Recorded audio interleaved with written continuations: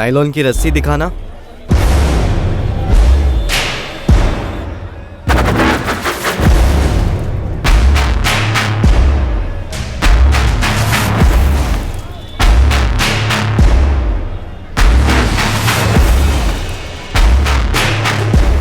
भाई एक टेप दो। कौन सा वाला? वो सफेद होता है ना, चौड़ा वाला।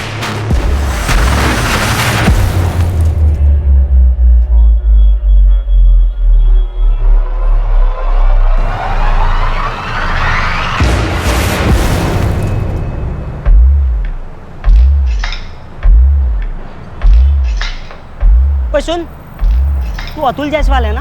हाँ भैया, आप कौन हो? तेरे पापा तेरी मम्मी को लेके हॉस्पिटल गए, तुझे भी बुलाया है। क्यों? क्या हुआ मेरी मम्मी को? अरे तेरी मम्मी फिसलकर गिर गई, उनकी रीढ़ की हड्डी टूटी है, बहुत सीरियस है। चल जल्दी, तुझे वहीं बुलाया है। लेकिन आप कौन हो? अरे मैं तेरे पापा की दुकान से आया हूँ। अभी ना इतनी बातचीत नहीं करेंगे, हमारे पास टाइम नहीं है। तेरी मम्मी एकदम सीरियस है, पता है?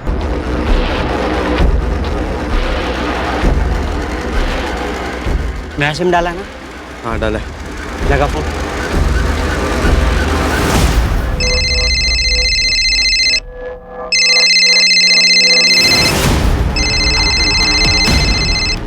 हेलो, मुकेश जायसवाल। हाँ आप कौन बोल रहे हैं? तेरे बेटे अतुल से बात कर। अतुल से? क्यों, क्या हुआ उसे? Hello hello. अभी तक तो कुछ हुआ नहीं है, लेकिन ज्यादा देर नहीं लगेगी कुछ भी होने। आप है कौन? और मेरा बेटा कहाँ है? अभी पैसे दे और तेरा बेटा लेके जा यहाँ से। वैसे भी तेरे लिए 1 लाख रुपए तो हाथों की मैल की तरह है। चल अब ध्यान से सुन, चाहिए तो ये एड्रेस लिख ले। हेलो, सुन रहा है तू? हाँ हाँ हाँ, बोलो बोलो। ठीक 2:45 बजे वहाँ पे लिफाफा लेके आ जाना। और बिना किसी होशियारी के उसे वो लिफाफा दे देना। कोई नाटक नहीं चाहिए। 3 बजे तक तेरा बेटा घर होगा। और सुन, एक और बात, सारे नोट 500 के चाहिए। भाई सुनो सुनो सुनो, एक मिनट मेरी बात। तेरे पास सिर्फ 30 मिनट बाकी है। और सुन, मेरे आदमियों ने ना हर जगह तुझ पे बहुत कड़ी नजर रखी है। तो पुलिस को तो कॉल गलती से भी मत करना। एक और एड्रेस लिख ले, जमुना पार। वहाँ पे तू 3:30 बजे के बाद आ जाना पुलिस को लेके। ये तेरा बेटा है ना अतुल, उसकी कटी हुई मुंडी मिलेगी तेको, और धड़ तो कभी मिलेगा ही नहीं तुझे। प्लीज प्लीज मेरे बेटे को कुछ मत करना। मैं आता हूँ। भाई पैसों का इंतजाम तो हो गया, अब इसका क्या करेंगे?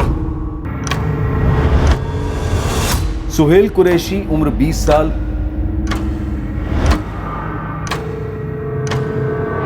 पराग शुक्ला उम्र 20 साल। ये इन दोनों लड़कों का पहला जुर्म नहीं था और ये इनका आखिरी जुर्म भी नहीं होने वाला था।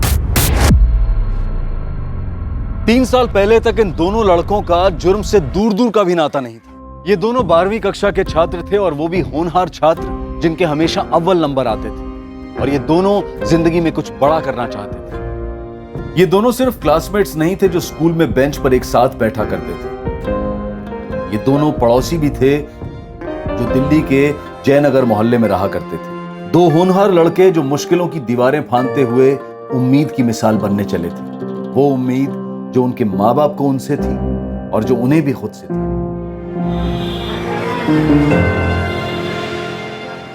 पराग, ये 2 प्लेट लगा दे। एक में हरी मिर्ची मत रखना। हाँ हाँ माँ।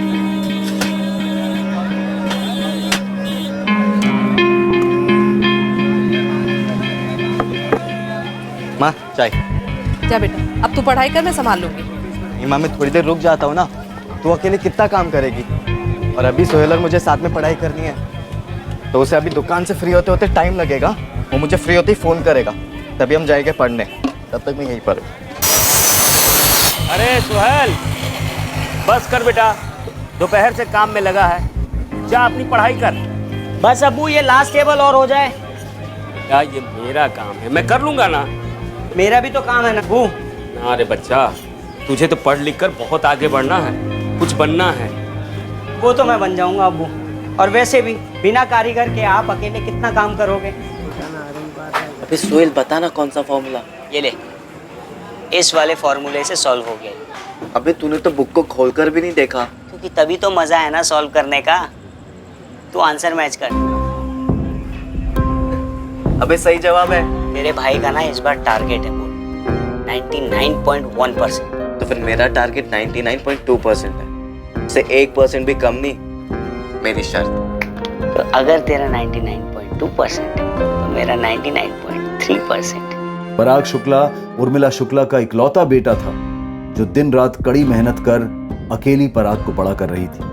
सुहेल भी अपने ईमानदार माँ बाप इकबाल और रुखसाना कुरैशी की इकलौती औलाद था। उन दिनों जुर्म की सोच से भी कोसों दूर थे पराग और सुहेल। लेकिन ऐसा नहीं है कि इन दोनों जिगरी दोस्तों के साथ जो पहला छोटा सा हादसा हुआ वो किसी और टीनेजर के साथ नहीं होता है, पर फर्क इतना था कि ये पहला हादसा इन दोनों युवकों की जिंदगी का टर्निंग पॉइंट साबित हुआ।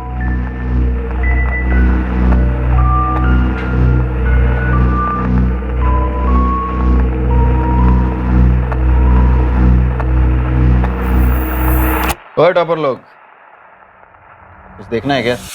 क्या बे? चकाचक। चकाचक क्या?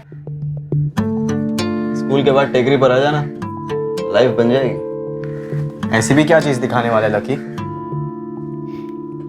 अरे आ तो जाओ, राजू और करण भी आने वाले। ऐसी चीज है कि सीधा शादरा से साउथ हेड्स। लेकिन है क्या? पहुंच जाना, पता चल जाएगा। जिंदगी में कभी ऐसी चीज तुम लोगों ने देखी नहीं होगी। टेकरी पर शार्प 2:30 बजे, लेट मत होना।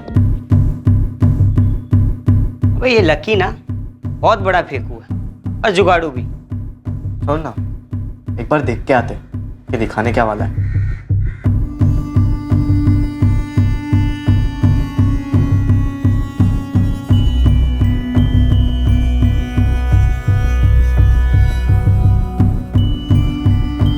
अरे वाह, टॉपर लोग तो सच में आ गए। क्या बात है। आज इन दोनों को करंट लगने वाला है। हाँ, बहुत सही टाइम पे आए हो तुम लोग। अभी शुरू नहीं किया है, शुरू करने वाले। वैसे क्या दिखाने के लिए बुलाया तूने? अरे बैठो तो सही यार, बैठो बैठो बैठो, बैठ जाओ। हाँ। ये चोरी का स्मार्टफोन दिखाने के लिए तूने हमें यहाँ बुलाया है? अरे नहीं रही, मोबाइल नहीं देखना है, मोबाइल के अंदर कुछ चीज है वो देखने लायक है। बिल्कुल सही बोला। इधर आओ, ये देखो, ये है देखने की असली चीज। बोलो क्या कर? अबे बंद कर यार, ये कुछ भी देखता है। हट, क्या हुआ? ये तेरी चकाचक चीज। बढ़िया सोहेल, चल। अरे ओ शरीफ ज़्यादा, लाइफ का असली लेसन इसी में है, तुम्हारी किताबों में नहीं, समझे? और भाई फिर बाद में प्रैक्टिकल भी तो करना है। तुम्हारा दिमाग खराब हो गया है क्या? अबे जाने देना यार, क्यों वीडियो रोका? हमें जा रहे तुम लोग। भाई जाओ तुम दोनों। करंट ना वो भी चिपक के। इन दोनों का ना आपस में एक्शन रिएक्शन है। वैसे इन्हें लड़की देखकर करंट कैसे लगेगा यार? ए राजू, तू अभी अपनी लिमिट क्रॉस कर रहा? अरे तुम लोग अपना लिमिट कब क्रॉस करोगे यार? अरे देखो तो सही, कुछ लोग होते ही ऐसे, मोम जितने नरम और बर्फ जितने ठंडे। जाओ भाई जाओ, तुम दोनों आपस में रहना। करंट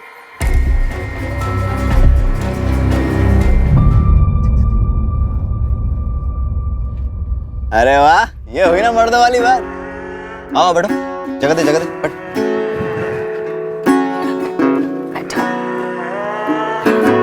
भाई पूरी 2 घंटे की मूवी है, मैंने 2 बार देखी है, मजा आया। देखो देखो देखो।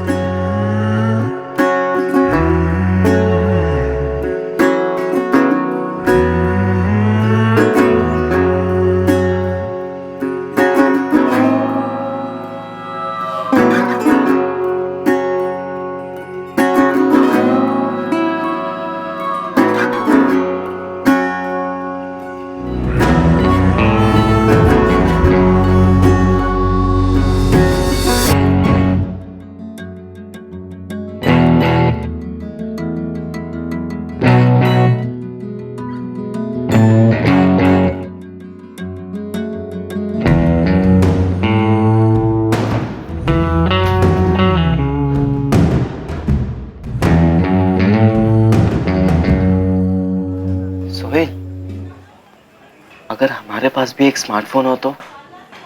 भाई तूने मेरे मुंह की बात छीन लिया है। तो हम लोग लकी से वो ट्रांसफर्स भी ले सकते हैं मूवी के। हाँ यार, और वो हम डाउनलोड भी कर सकते हैं, बस फोन तगड़ा चाहिए। और वैसा बड़ा स्क्रीन रहेगा तो मस्त मजा आएगी ना। सब बड़ा बड़ा दिखेगा ना उसमें। 4000 का फोन? हाँ माँ, सबसे सस्ता स्मार्टफोन है ये, और उसमें क्या मेरे पढ़ाई लिखाई की सारी मटेरियल्स रहेगी। तो समझो कि मेरा कंप्यूटर ही होगा वो, तो मैं वहीं से पढ़ लूंगा ना। दरअसल किताबें खरीदने के बजाय मैं सीधा इंटरनेट से डाउनलोड कर लूंगा अब्बू, वो भी फ्री में। कितने पैसे बचेंगे ना अब्बू। लेकिन उसके बाद उसमें वो इंटरनेट का खर्चा अलग से होगा ना। नहीं माँ, वो सबके इतने ज्यादा पैसे नहीं लगते, बस थोड़े से ही लगते। और मुझे कौन सा दिन भर चिपके रहना है। और अब्बू ये वाला फोन है ना, अब कोई नहीं खरीदता अब्बू। अब्बू ये एकदम लैंडलाइन जैसा हो गया है। ठीक है, दिला देना प्लीज। ठीक है।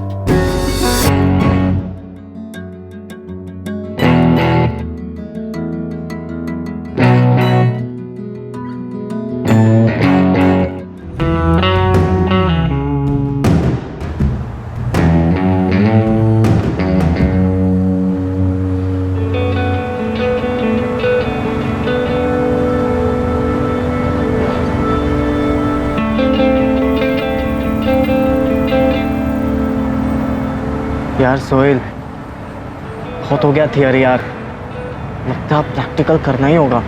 तो बताना प्रैक्टिकल के बारे में, कैसे हो सकता है, कहाँ हो सकता है। प्रैक्टिकल सही है भाई, हाँ? तुम लोग तो बहुत जल्दी ग्रेजुएट बन गए भाई। असली में कैसे कर सकते हैं? GB road. देख भाई, 500 वालियां बुरी नहीं होती, लेकिन असली मजा चाहिए तो 1000 वाली देगी। 1000? 1000? एक आदमी का 1 घंटे के लिए जो मर्जी वो करवा लो, समझा?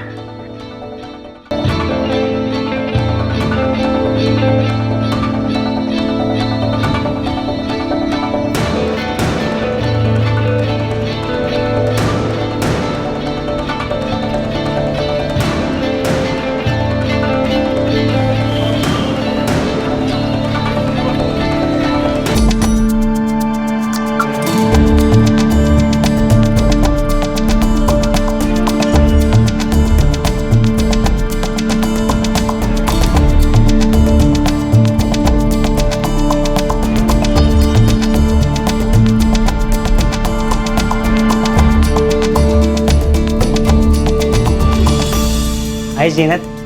हाय।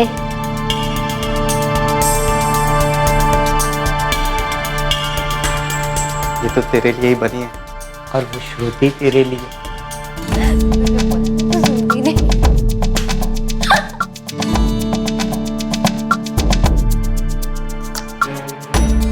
हाय श्रुति। हाय। 8 बजे पिक करो। ओके। ये जो हाईफाई लड़कों में बात है ना, उससे 10 गुना ज्यादा अपने में। लेकिन हमारे पास बाइक ही नहीं है, और ये जीनत और श्रुति थोड़ी ना हमारे साथ बैठेगी हमारे साइकिल के पीछे डबल सीट। बॉस, सिर्फ बाइक से काम नहीं चलेगा, बाइक में पेट्रोल लगता है, और लड़कियों के ऊपर भी ना बहुत खर्चा करना पड़ता है। वो बात तो सही है तेरी। ले मूड हल्का कर। तेरी बात सही है यार, हमें बाइक तो चाहिए, लेकिन कैश भी चाहिए, वो भी बहुत सारा। देख बेटा, मेरी बात मान, तू स्कूटर ले जाया कर। अब्बू, एक तो स्कूटर, ऊपर से खटारा, मेरा मतलब पुरानी। पुरानी है तो क्या हुआ, चलाने से मतलब है ना। और 10 साल में एक बार भी बंद नहीं पड़ी है। और क्या, और तू भी ढंग से चलाएगा, अच्छे से ख्याल रखेगा तो और 10 साल चलेगी। अम्मी, मुझे कॉलेज बाइक पे ही जाना है, वो भी नई।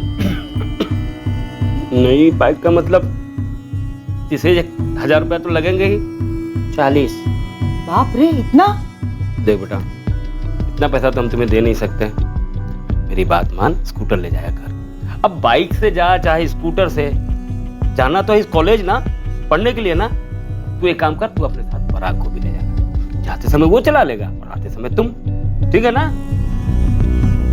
महीने के 5-6 हजार रुपए, ये किस लिए? माँ, वो स्कूल के लाइब्रेरी के फीस, फिर कंप्यूटर लैब के फीस, साइकिल के पार्किंग के फीस, ये सब छोटे मोटे खर्चे मिलाकर 5-6 हजार रुपए तो लगेंगे ना। पर आएंगे कहाँ से पराग? तुझे तो मालूम है, ठेले का किराया देने के बाद हाथ में बचता ही क्या है, 10-12 और ज्यादा से ज्यादा 15, तो फिर इतने पैसे। तो फिर माँ, मैं अपना कॉलेज पूरा कैसे करूँगा? देख, तेरे कॉलेज के 6 महीने की फीस तो मैंने भर दी है, तो कॉलेज वालों से बात कर, बोल टॉप के नंबर लाऊंगा, लेकिन बाकी ये सब माफ कर दे। तू बोले तो मैं आऊं प्रिंसिपल से बात करने। ये कोई हमारे गली की स्कूल नहीं है, यहाँ पर ऐसा सब नहीं चलता है। तो ज्यादा से ज्यादा 1500 तक दे सकती हूँ, उससे भी कम में निपटा दे तो अच्छा रहेगा। माँ मेरे हिसाब से 6000 रुपये तो चाहिए, लेकिन मैं 5000 तक ला सकता हूँ। मुझे नहीं लगता कि उसके नीचे हो पाएगा। यार सोहेल, अगर मैंने गले से इसे ज्यादा पैसे निकाले ना तो मेरी माँ मुझे पक्का पकड़ लेगी। अरे हाँ यार, सही में मेरे अब्बू भी ना वो 200 साल पुरानी खटारा स्कूटर पकड़ा रहे थे मुझे। सोच, जीनत उस पर बैठेगी, भाई देखते ही भाग जाएगी, और मैं ऐसे ही जीनत को ना अपनी लाइफ से जाने नहीं दे सकता यार। यार मैं भी श्रुति को ऐसे नहीं जाने दे सकता भाई, लेकिन हमें कुछ सोचना होगा जिससे ये दोनों लड़कियां ना हमारे जिंदगी में टिक जाए। पर उसके लिए ना यार हमें एक फिक्स अमाउंट चाहिए होगा, जैसे बैंक में होता है ना फिक्स डिपॉजिट, ठीक वैसे ही। नहीं यार सोहेल, फिक्स डिपॉजिट नहीं, हमें एटीएम चाहिए, एनी टाइम मनी। कैश हो जाएगी यार, एटीएम और साथ में एक कार्ड। पर कब खुलेगा हमारे किस्मत का खाता, कैसे मिलेगा हमें ये एटीएम? पराग शुक्ला और सोहेल कुरैशी ने अपनी तकदीर बदलने के लिए क्राइम की किताब में एक नया अध्याय खोला। अपने माँ बाप के भरोसे को और खुद के सपनों को पैरों तले कुचलते हुए दोनों ने जुर्म की दुनिया में कदम रखा। अपने खुद के एटीएम की तलाश उन्हें अंधेरी गलियों में ले जाने वाली थी। आखिरकार उन्हें एक एटीएम मिल भी गया, लेकिन ये एक अलग किस्म का एटीएम।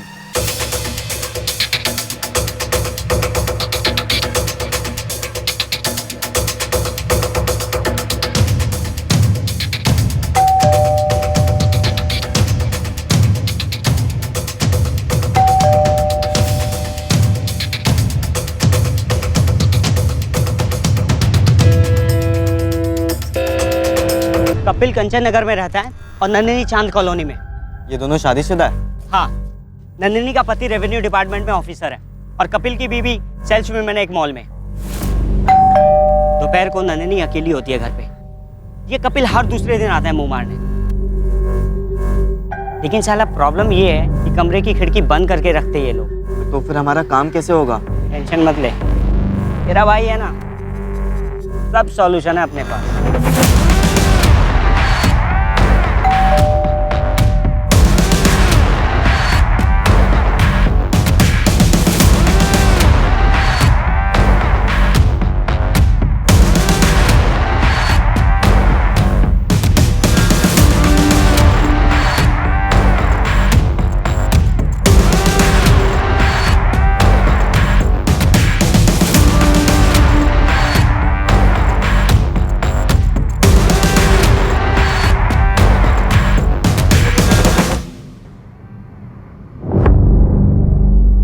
इस फिल्म का हीरो मुझे बनना है। क्या हॉट लग रही है यार नंदिनी भाभी।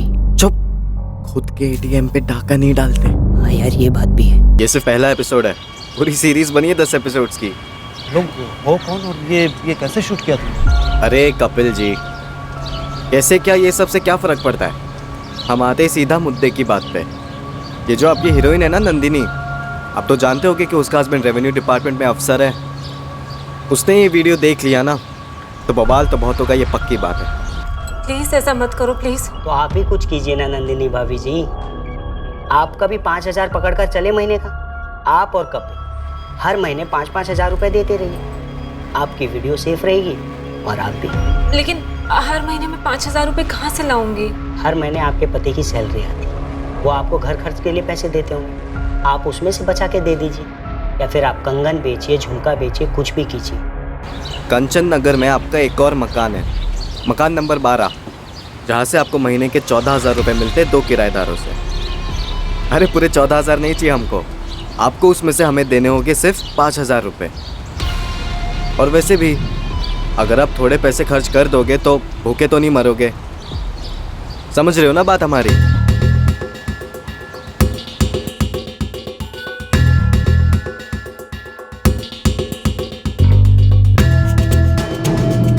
पराग और सोहेल ने कपिल और नंदिनी को अपना एटीएम बना लिया। ब्लैकमेल के पैसों के जरिए उन्होंने जीनत काजमी और श्रुति राजगीर पर अपना इंप्रेशन जमा लिया। अब पराग और सोहेल वो जिंदगी जी रहे थे जो उनके बचपन का सपना तो नहीं था, पर गुमराह जवानी की तलब थी जो वो पूरी करना चाहते थे।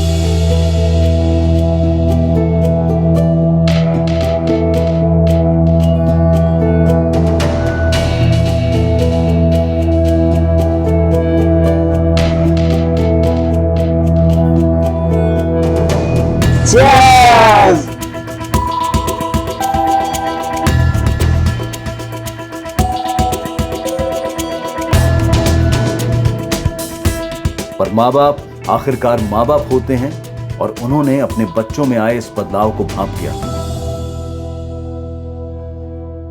तूने शराब पी रखी है पराग?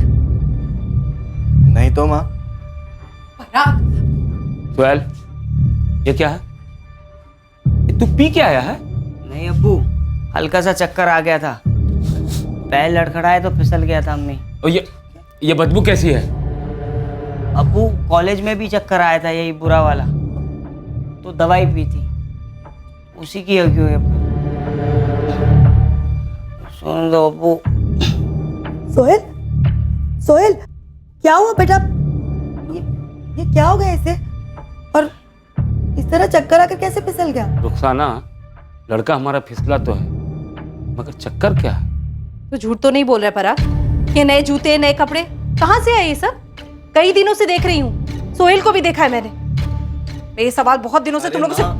माँ वो आजकल मैं और सोहेल वो कुछ 11वीं के बच्चों को ट्यूशन दे रहे हैं और कुछ 12वीं के बच्चों को भी कॉलेज के बाद, तो वहीं से आ रहे हैं सारे पैसे हमारे पास। तू सच बोल रहा है ना पराग?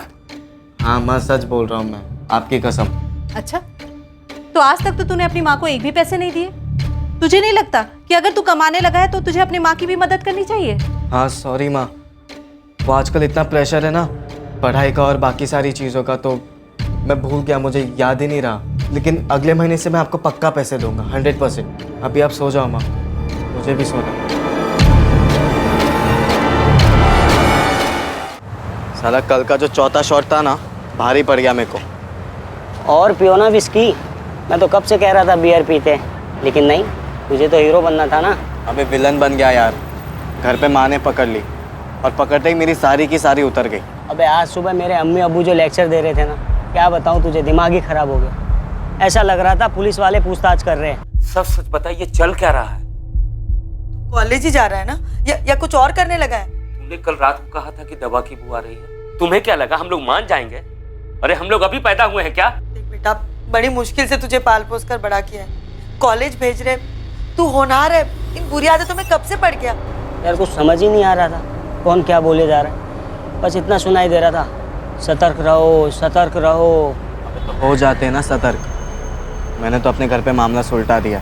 कैसे? बोल दिया मैंने कल रात माँ को कि हम दोनों कॉलेज के बाद बच्चों को ट्यूशन पढ़ाकर पैसे कमा रहे। अगले महीने 1000 रुपये पकड़ा दूंगा और तू भी अपनी अम्मी को 1000 रुपये पकड़ा देना। अबे मुझसे बात तो कर लेता कि क्या बम फोड़ने वाला है। नशे में भूल गया था क्या कि अगले महीने जीनत और श्रुति दोनों का बर्थडे है। क्या कर दिया यार तूने, एक तो वैसे ही पैसे कम पड़ रहे थे, अब लेने के देने उल्टे पड़ जाएंगे। जीनत, श्रुति, हम दोनों ने प्लान किया है कि तुम दोनों का बर्थडे हम एक ही दिन सेलिब्रेट करेंगे, डबल डेट पर जाएंगे। Wow, how sweet baby. Sweet wheat सब ठीक है, लेकिन सेलिब्रेशन ना ढंग का होना चाहिए। इन सब चीजों से काम नहीं चलेगा, मैं अभी कह देती हूँ। श्रुति, तुमने हमें चिंदी चोर समझा है क्या? बेबी डीटी रिसोर्ट में हमने 2 रूम्स बुक किए पूरे दिन के लिए। एक मिनट, तुमने हम दोनों को समझ के क्या रखा है? ये रूम वूम किस लिए? तुम बोलोगी चेस खेलना है तो चेस खेलेंगे, और तुम रात को दिन कहोगी तो दिन कहेंगे। प्रॉमिस। सुन, अगले महीने कुछ देने की गुंजाइश नहीं है घर पर, उससे अगले महीने देखेंगे। अबे यार, पर हमने डीटी रिसोर्ट वगैरह बोल तो दिया, लेकिन उसका रेट्स ही नहीं पता किया है, और ये कपिल नंदिनी एटीएम लिमिट के ऊपर है। एक काम करेंगे, अपने एटीएम से 3 महीने का एडवांस ले लेंगे, उनसे बोलेंगे 3 महीने तक चैन की सांस लो, हम कबाब में हड्डी बनने नहीं आएंगे। हाँ हाँ, गुड आइडिया। 3 महीने का पैसा एडवांस में ले लेंगे तो फिर हम सेफ हैं। उसके बाद कबाब, शराब और शबाब सब एंजॉय करेंगे। सही बोला। ले, cheers.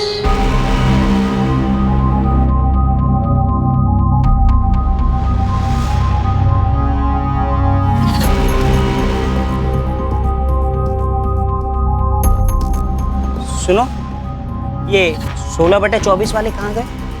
Revenue officer Shiv Kumar Singh. हाँ वही। उनका तो ट्रांसफर हो गया, 10 दिन पहले ही घर छोड़ के चले गए। क्या?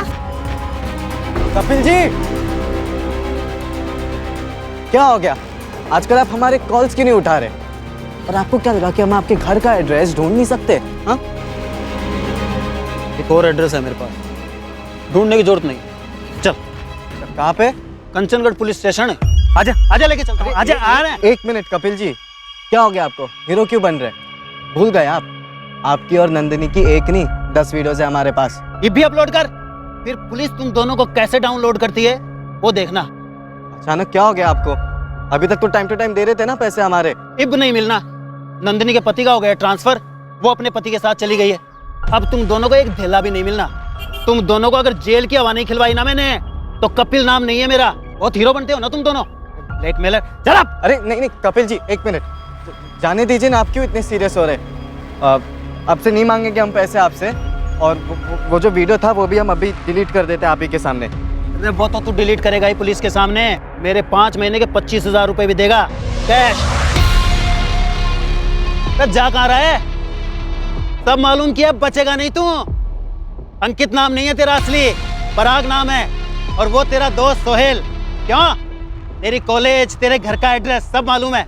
और इधर सुन, इधर अरे कपिल जी माफ कर दीजिए, इस बार माफ कर दूं। हाँ, अब तुम दोनों अंडमान दिल्ली कहीं छुप जाओ, पुलिस तुम दोनों को कुत्ते की तरह ढूंढेगी। मैं उनकी मुट्ठियां ऐसे गर्म करूंगा कि तुम्हारे, मुझे 1 महीने के अंदर पूरा 25,000 रुपया चाहिए। चल। लग गई यार। ऐसे कैसे हो गया यार? जब मैं पिछले महीने नंदिनी के पास गया था पैसे लेने के लिए, उसने तो नहीं बताया था ये ट्रांसफर के बारे में कुछ भी। तुझे बताते रहेगी ना वो बिठा के सारी चीजें। और वो तेरा कपिल, उसने कौन सा बहादुरी का कैप्सूल खा लिया है जो इतना फैल रहा है? भगवान जाने भाई, अभी उसे 25,000 रुपए देने बाकी है, कहाँ से लाएंगे? पिछले महीने तक भीगी बिल्ली बन के घूम रहा था और अभी पुलिस की धमकियां दे रहा है। तुझे उसकी धमकी की पड़ी है? और जो हमें दी थी वो जीनत और श्रुति ने, उसका क्या? इन लोग ने अब कौन सी धमकी दे दी भाई? अबे भूल गया क्या? बोला था ना कि अगर छोटी सी पार्टी होगी तो हमें कुछ नहीं मिलेगा। देख बॉस, मैं बहुत मुश्किल से ना किस तक पहुंचा हूँ यार। मुझे ना पूरा बुफे खाना है, स्टार्टर से काम नहीं चलेगा यार। डीटी रिजॉर्ट वाले को कैसे भी पैसे देना ही होगा। मतलब इन शॉर्ट हमें एक नया एटीएम ढूंढना है, लेकिन लाएंगे कहाँ से यार? और कोई चारा भी तो नहीं है ना, सारी की सारी दिक्कतें एक ही साथ आ गई है सिर पर। ये डीटी रिजॉर्ट का खाना पीना, दारू वारू, रूम्स वगैरह, मतलब पूरा पैकेज मिला के हमें कम से कम 20-21 हजार तो लगेंगे ही। कहाँ से लाएंगे इतना पैसा यार?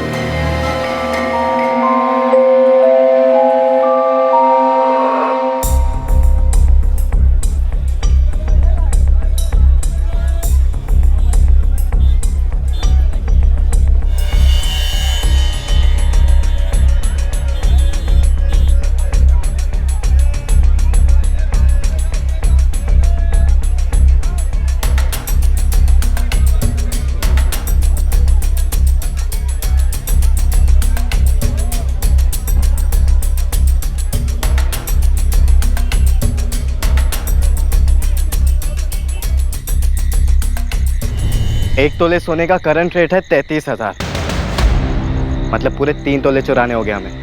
मेरा मतलब 1 लाख तक आएगा अपने हाथ। अबे नहीं बे, चुराए हुए सोने के इतने पैसे थोड़ी ना मिलते हैं। देख, मेरा प्लान फॉलो करेंगे ना तो पूरे 1 लाख रुपए आएंगे। हम जौहरी के सबसे कीमती जेवर को चुराएंगे, उसके बेटे को। देख, ये अपना नया एटीएम होगा, अतुल ज्वेलर्स, इसका ऑनर मुकेश जायसवाल, उसका सन अतुल जायसवाल जो कि कक्षा 5वीं में पढ़ता है और 10 साल का। इसको उठाएंगे और इसके बाप को फोन मारेंगे, बोलेंगे 1 लाख की फिरौती दे। और वो पुलिस को फोन नहीं करेगा, हमें ऐसे ही पैसे दे देगा। अबे पुलिस का सोचने का टाइम ही नहीं देंगे। बोलेंगे 30 मिनट है तेरे पास, 1 लाख रुपए लेकर आ, वरना तेरे बेटे के 2 टुकड़े मिलेंगे। और देख, मैं गारंटी देता हूँ बॉस, 1 लाख रुपए लेकर आएगा।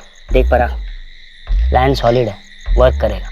तो तेरा प्लान किडनैपिंग का है? हाँ, 1 लाख रुपए में 25,000 रुपए उस कपिल के मुंह पे मारेंगे, 22,000 रुपए डीटी रिजॉर्ट वाले को देंगे, और बाकी बचे पैसे आधे देख घर में भी देंगे और मजे भी करेंगे। इतना आसान लग तो रहा है, लेकिन कोई परेशानी नहीं आएगी ना बीच में? आसानी से तो हमसे वो जीनत और श्रुति भी तो नहीं पटी थी ना।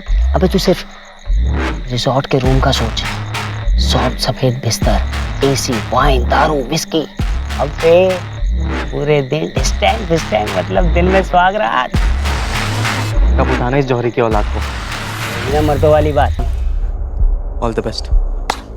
जैसे ही पैसे हाथ लगेंगे फोन कर देना। ठीक है, चल बाय।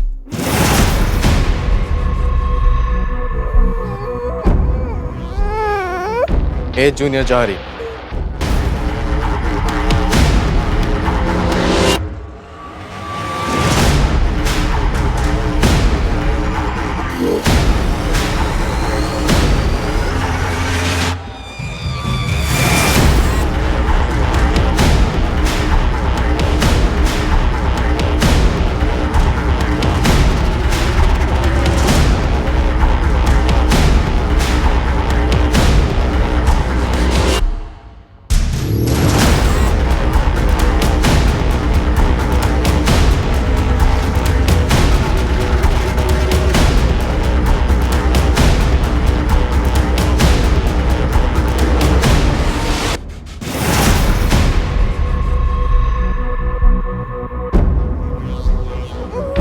ए चुप।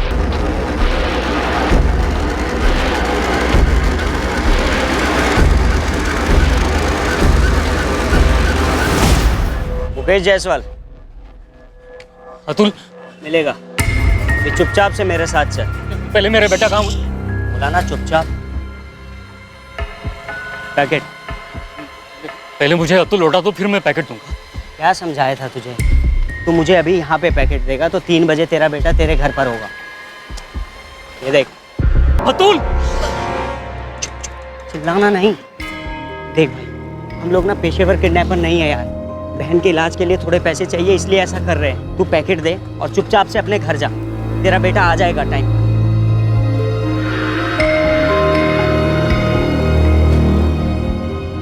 अतुल अभी मेरे हवाले कर दो, मैं उसे घर ले जाऊंगा। प्लान चेंज नहीं होगा। पखेड़ा मत खड़ा कर। एक बार उसे देखने तो दो, मिलने तो दो। ज्यादा दिमाग क्यों खराब कर रहा है मेरा? एक फोन मारा ना मैंने अपने पार्टनर को तो तेरा बेटा गया काम से।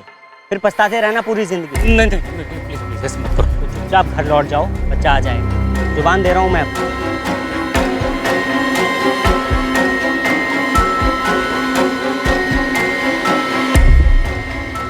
हेलो, पैसे आ गए हैं? जो तय किया था हमने कर दे।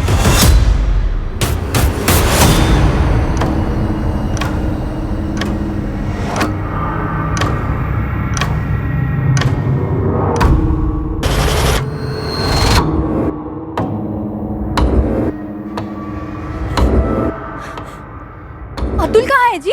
शांति आराम से। उन्होंने जुबान दी है कि 10 मिनट में अतुल को घर पहुंचा देंगे। आपने पैसे दे दिए और बच्चा साथ नहीं लाए।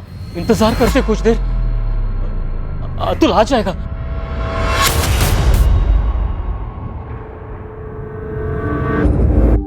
अतुल अतुल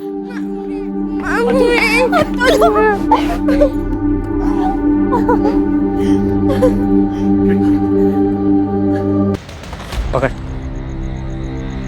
ये पकड़। ये 25,000 उस कपिल सुअर के मुंह पे मार, और ये 22,000 रुपए उस जीटी रिजॉर्ट वाले को, और ये बाकी बचे 50-50 होंगे अपने में, यानी 26.5 तेरे, 26.5 में। अब बोल, बेटर प्लान था ना मेरा दुकान लूटने से? बिल्कुल, नया ATM।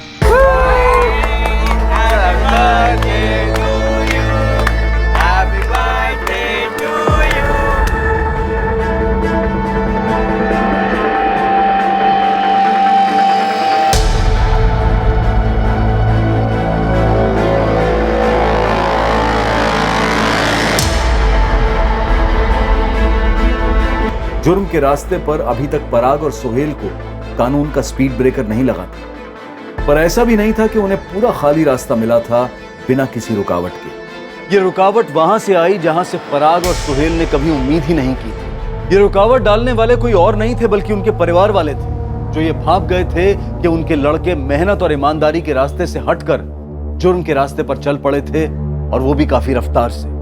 श्रुति, तुम्हारी खुशबू अभी भी मेरे सांसों में दौड़ रही है। फिर से कब होगे स्वर्ग के दर्शन?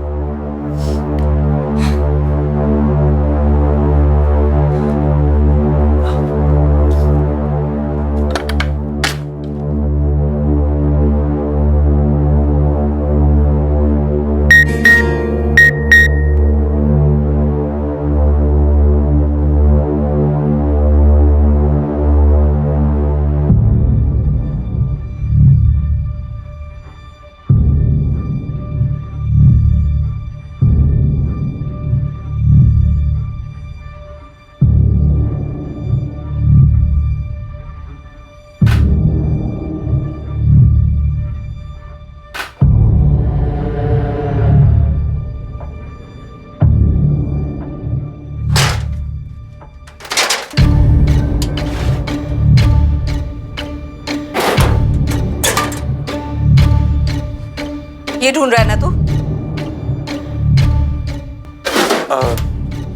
हाँ माँ, वो मैं आपको ये पैसे देने ही वाला था। ये मेरी कमाई है।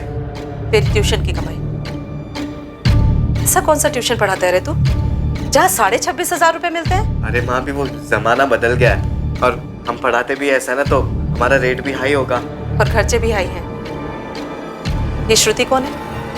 मेरी गर्लफ्रेंड मालूम होती। माँ, आपको मेरा फोन नहीं छूना चाहिए था। क्यों? ताकि इसमें छुपी गंध ना देख सकूं मैं।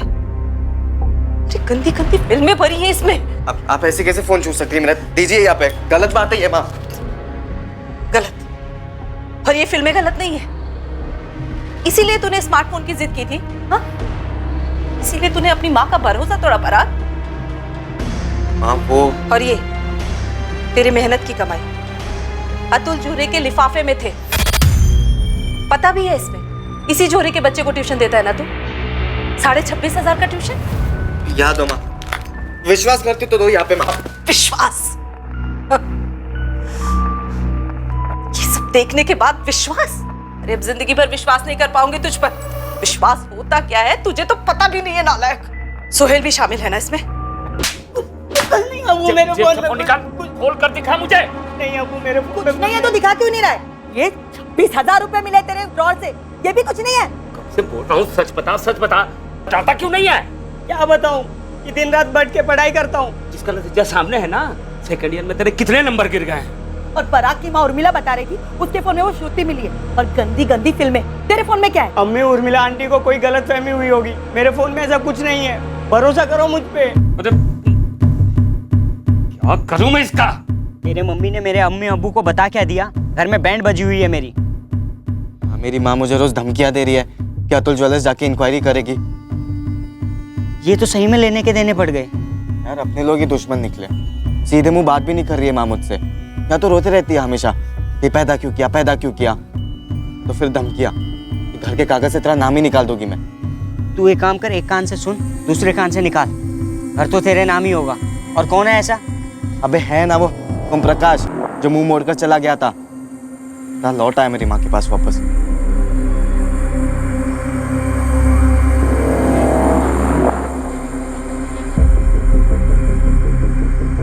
छोले पे ध्यान रखना, हाथ चलाते रहना, नीचे से जलने ना पाए। मैं अभी आती हूँ, पकड़।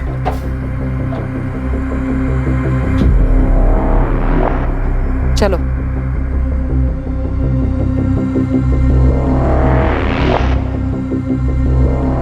ये पहले भी आ चुका है यहाँ पर 2-3 बार।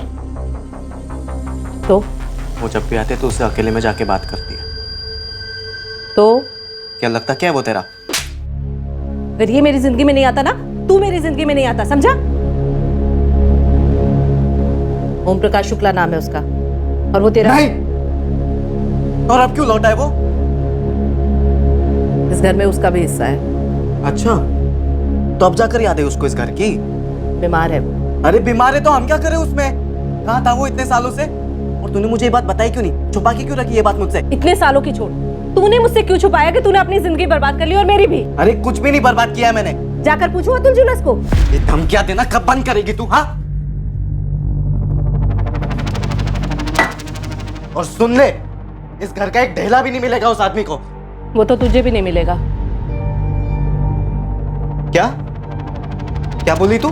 सुना तूने? जब तक तू मुझे ये नहीं बताएगा कि इतने पैसे कहां से आए हैं, तब तक कुछ नहीं दूंगी तुझे, और इस मकान के कागज से भी तेरा नाम हटा दूंगी। ठीक है, तू कर ले कोशिश, मैं भी देखता हूँ कैसे कागज से मेरा नाम हटाती है तू। हालत खराब कर दूंगा मैं सबकी। क्या क्या बोला तू? तू वही बेटा है जिसे मैंने अब तक संभाला, बड़ा किया। तू भी वही माँ है ना जो मुझे बोलती थी कि मेरा बाप एक बहुत भला और नेक इंसान है जो चल बसा। तू ही सोचना, झूठ बोलना और छुपाना किससे सीखा है मैंने? मुझे सबक सिखाने के लिए पूरा घर उस आदमी के नाम पे कर सकती है वो। सच में तेरा बाप है वो? बाप नहीं है वो मेरा, और ऐसी बातें करना नहीं दोबारा तू। सॉरी यार, सॉरी। आजकल माँ को देख के ना एकदम खून खौलने लग जाता है मेरा। मेरा भी बिल्कुल मन नहीं करता यार घर जाने का। अबे तेरे घर पे थोड़ी ना रोज रोज टॉर्चर करते, धमकियां मिलती है देखो रोज रोज। अबे किलो के भाव से ताने मिलते हैं मुझे। ऐसा लगता है जिंदगी झंड हो गई है साली। सोहेल, मुझे मेरी माँ को मारना है। क्या बात कर रहा है? बकवास मत कर। बकवास नहीं कर रहा हूँ, जान से मार देना है उसे। सच में भाई, फिनिश।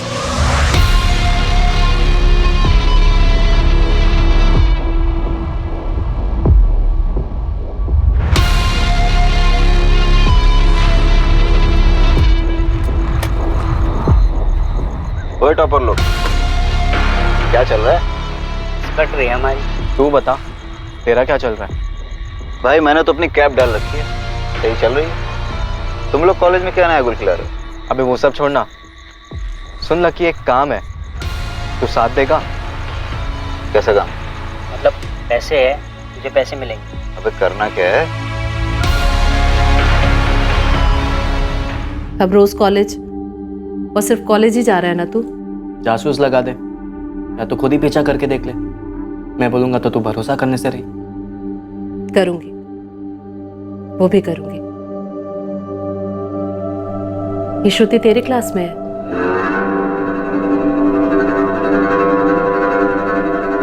उसके माँ बाप उसको कुछ बोलते नहीं? तू एक काफी है ना।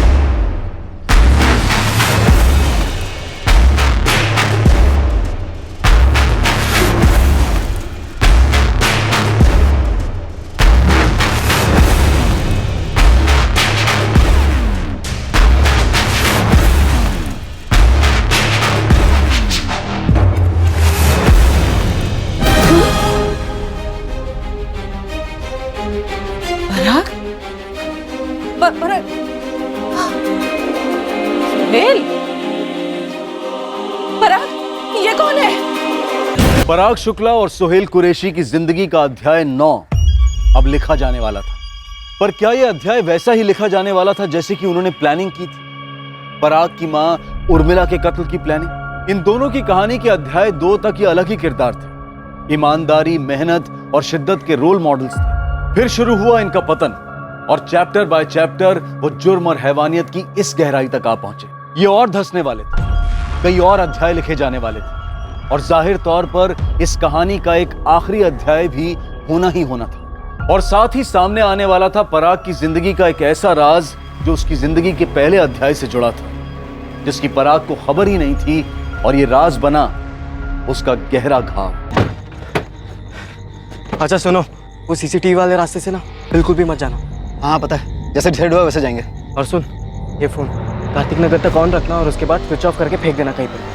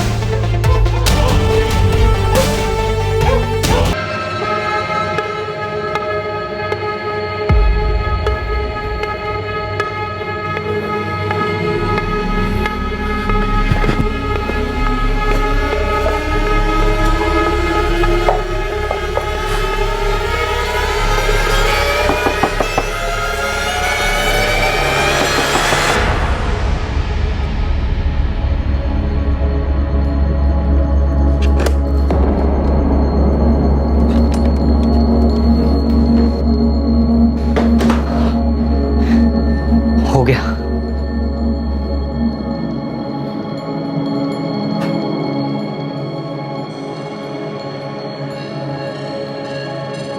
अब सुन, सबको बताने के लिए ना हमें कोई कहानी बनानी पड़ी ताकि हम पर शक ना करे कोई।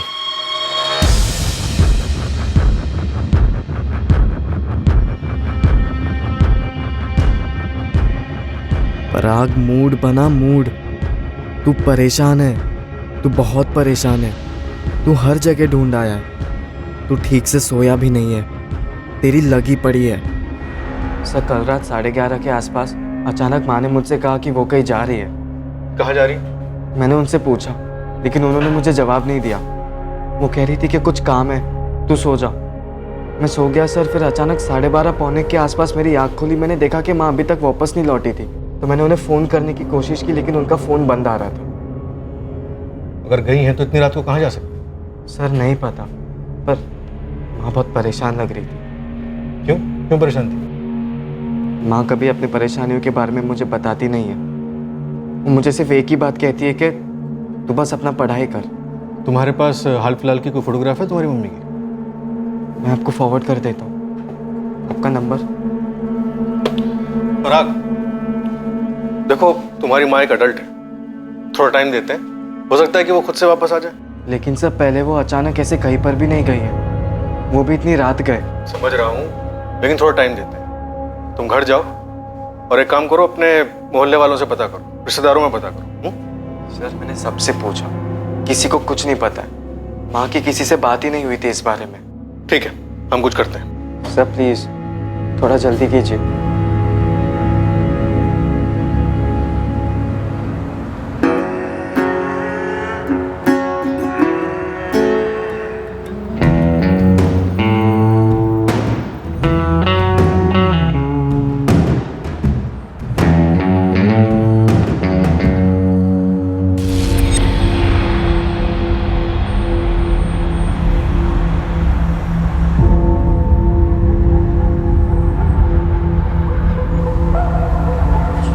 पराग, क्या बोली पुलिस?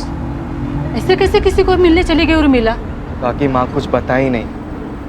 मुझे तो कुछ समझ में ही नहीं आ रहा है कि कहाँ गई है, किससे मिलने गई है।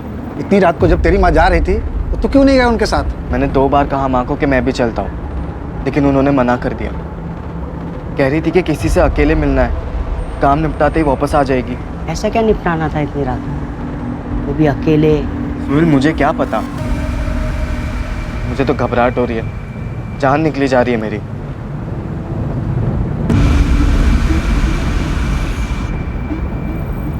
क्या बात है दिवाकर भाई, उर्मिला जी ने ठेला नहीं खोला आज? अरे भाई, तुमने सुना नहीं? वो कल रात को ही कहीं चली गई है, अपने बेटे को भी कुछ बताया नहीं और उसके बाद से तो गायब हो गई। भाई, पुलिस ने मेरी स्टोरी पर यकीन कर लिया है। सही है बे, लेकिन कल जौनपुर से अम्मी अब्बू वापस आ रहे हैं, उनके सामने भी तगड़ी वाली एक्टिंग करनी पड़ेगी, जैसा कि अभी तक करते आ रहे हैं। तूने जब फोन किया उन्हें तभी क्या बोले हो? बोले तो कुछ भी नहीं, लेकिन एकदम शॉक हो गए। ठीक है यार, बस पुलिस के सामने हम दोनों के बारे में कुछ उल्टा पुल्टा ना बोल दे वो। हाँ यार।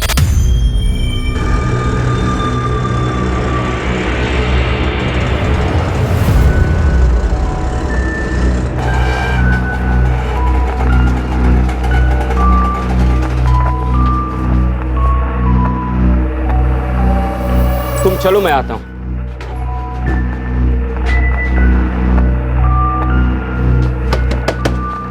पराग, पराग, उर्मिला वापिस आई क्या? नहीं चाचा, माँ अभी तक नहीं लौटी है। मुझे तो बहुत डर लग रहा है, कुछ समझ में ही नहीं आ रहा। बस माँ जहाँ पर भी हो जल्दी से वापस आ जाए।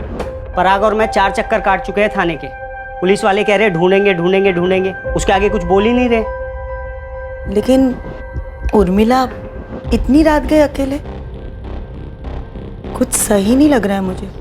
सही नहीं लग रहा मतलब? कुछ नहीं।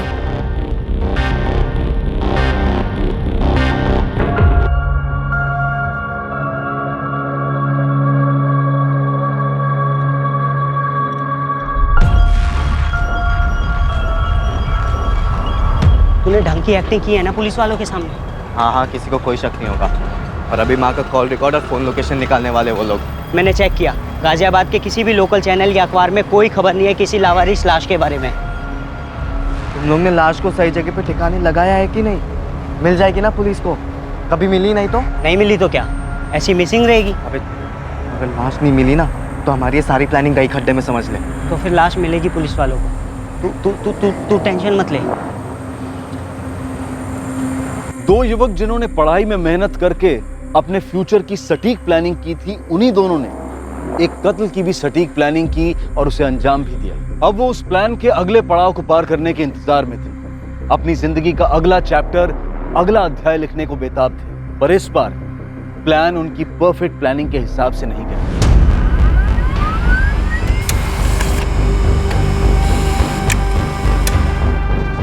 हाँ गुरमीत, फोटोग्राफ मिल गया। दीपक वही लगती है जिसका फोटो तुमने भेजा था। हाँ, ये उर्मिला शुक्ला की बॉडी। 2 दिन पहले 22 जून को एक सफाई कर्मचारी को एक कचड़े के ड्रम में लाश मिली थी। सर, ऐसे अभी कुछ नहीं मिला जैसे बॉडी की पहचान हो सके। पूरा एरिया स्कैन किया हमने। उर्मिला शुक्ला की मिसिंग कंप्लेंट दर्ज हुई थी 22 जून को और वो अपने घर से 21 जून की रात को निकली थी, शायद किसी से मिलने के लिए, तभी से गायब थी।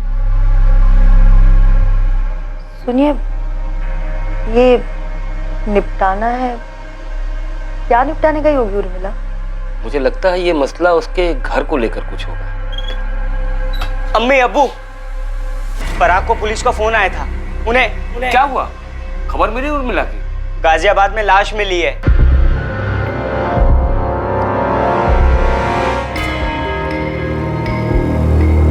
तुझे बिल्कुल रियल में टूटना है, समझा?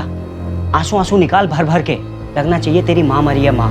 तुझे बहुत जबरदस्त एक्टिंग करनी पड़ेगी दोस्त।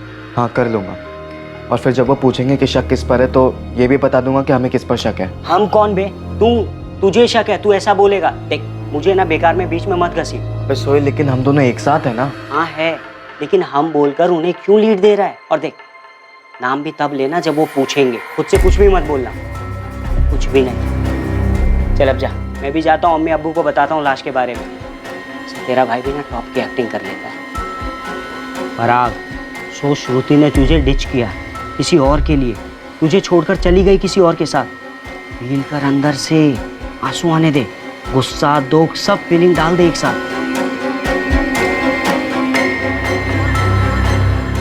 श्रुति तुम मेरे साथ ये कैसे कर सकती हो? कैसे? कौन है वो? सो चुकी हो उसके साथ? धोखा दे रही हो मुझे? अरे क्या क्या नहीं किया मैंने तुम्हारे लिए, और तुम?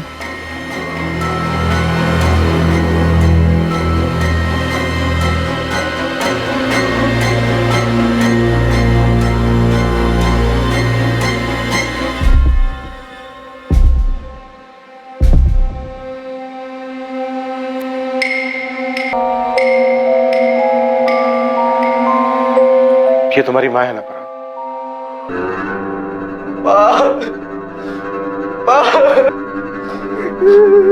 जिस रात ये घर से निकली थी उसी रात मारी। लाश 22 जून की सुबह 7:20 पे मिली थी गाजियाबाद के डंपिंग ग्राउंड से। नहीं, लेकिन इंस्पेक्टर इस मर्डर में एक से ज्यादा लोग इन्वॉल्व होंगे। वो कैसे डॉक्टर? ये देखिए। सर किसने मारा मेरी माँ को? किसने मारा और क्यों मारा? पराग संभालो अपने आप। पराग, हमें तुमसे कुछ डिटेल्स लगेगी। लेकिन उस रात माँ बाहर गई क्यों थी? क्यों गई थी माँ बाहर? क्यों माँ? पराग और सोहेल ने इन्वेस्टिगेशन को एक दिशा में भेजा था। पूरी प्लानिंग के साथ इस दिशा को तैयार किया गया था सिर्फ पुलिस को गुमराह करने के लिए।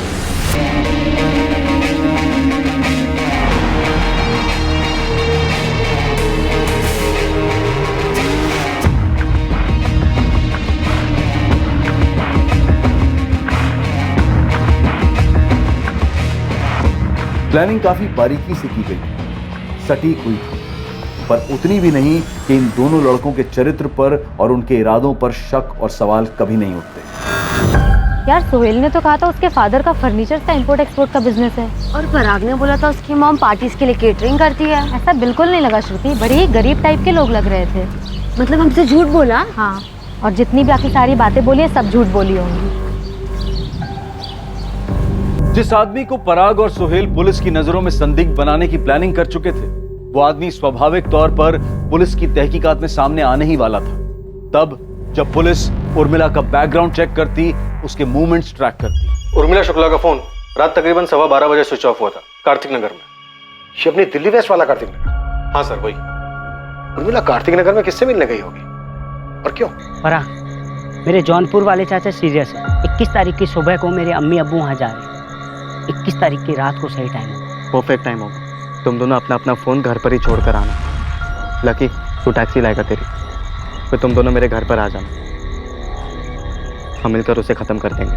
फिर सोहेल और मैं लाश को गाजियाबाद ले जाएंगे और वहाँ पे कहीं छोड़ देंगे। और जाते समय माँ का फ़ोन साथ में लेकर जाना। उसे कार्तिक नगर में स्विच ऑफ कर देना और वहीं कहीं आसपास में फेंक देना। लेकिन कार्तिक नगर ही क्यों? क्योंकि पुलिस कॉल रिकॉर्ड्स निकालेगी और लोकेशन रिपोर्ट्स भी निकालेगी। देखेगी कि फ़ोन कार्तिक नगर में स्विच ऑफ हुआ है तो वहीं पर ढूंढेगी।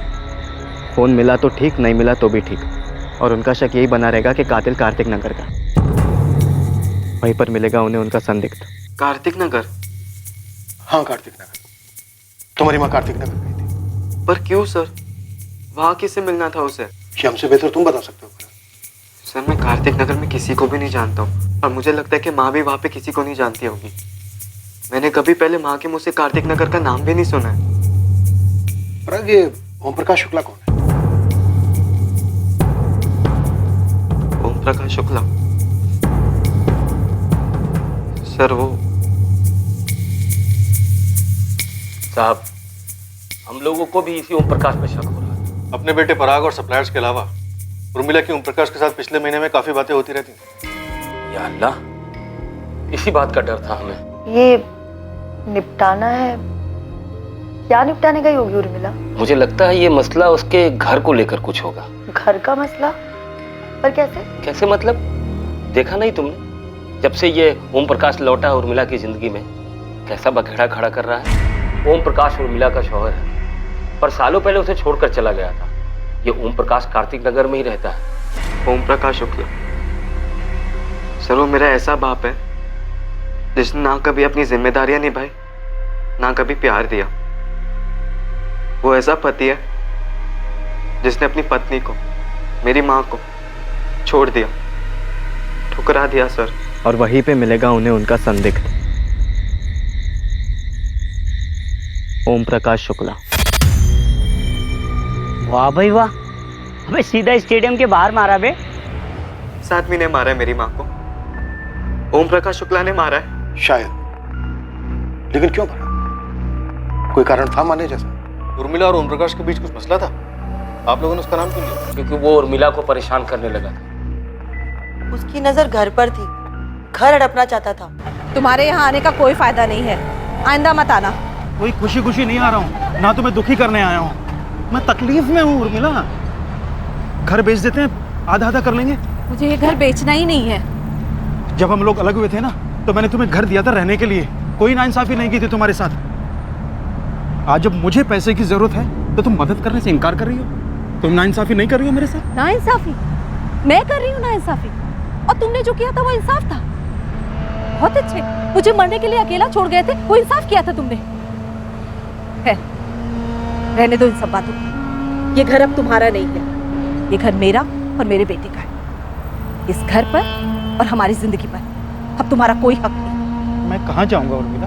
यही पूछा था ना मैंने तुमसे, गिड़गिड़ाया भी था जब तुम उस रेशमा के पास चले गए थे। वो तुम्हें वो दे सकती है जो मैं तुम्हें कभी नहीं दे सकती ना। यही कहा था ना जाते जाते तुमने। अब जाते जाते ये भी सुन लो, मैं तुम्हें जो नहीं दे सकती ना, वो ये घर है। जाओ यहां से वापस।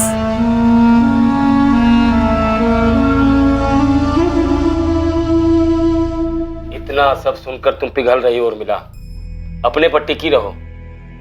पर बार बार फोन आ रहा है उसका इकबाल भाई। तो मत उठा उसका फोन, ब्लॉक कर दे, आसान होता है। फोन दे, हम सिखा देते हैं। समझ में नहीं आ रहा, ऐसे ना बोलना भी ठीक नहीं लगता। यादें जुड़ी हैं उसके साथ। कैसी यादें? हमारे सामने छोड़कर चला गया तुम्हें, कहीं का नहीं छोड़ा। और अब ये मत कहना कि जो भी है जैसा भी है तुम्हारा पति है। ये ओम भाई मतलबी आदमी है और लालची भी। मुझे तो लगता है ये सारे पैसे उस रेशमा को देने की फिराक में है। उस डायन ने ही भेजा होगा उसे यहाँ। और एक बेटा भी है ना, विकास। अब ये रेशमा और विकास के चक्कर में ओम भाई फिर से तुम्हारी जिंदगी का सत्यानाश करने आ गए। खुद के बारे में सोचो उर्मिला, खुद के। और अपने साथ अपने बेटे पराग की। ठीक है? असर नहीं हुआ होगा हमारे नसीहतों का, बहक कर चली गई होगी ओम के पास। वैसे घर के कागजात ओम भाई के नाम पर थे, हो सकता है उर्मिला ने कुछ ज्यादा मांग लिया हो, इसीलिए मार डाला होगा उर्मिला को ओम भाई ने। पराग, पराग बेटा, अरे पराग? सुनो तो।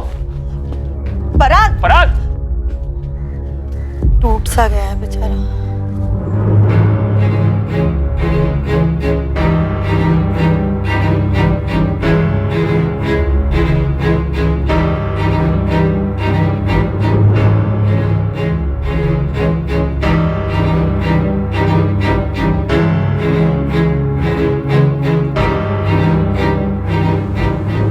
अरे भाई प्लान काम कर गया हमारा, मतलब छक्के पे छक्का। एक तूने सुना नहीं है, दीवारों के भी कान होते हैं, और इतना फ्रंट फुट पे खेलेगा ना तो छक्के की जगह सीधा बोल्ड हो जाएगा।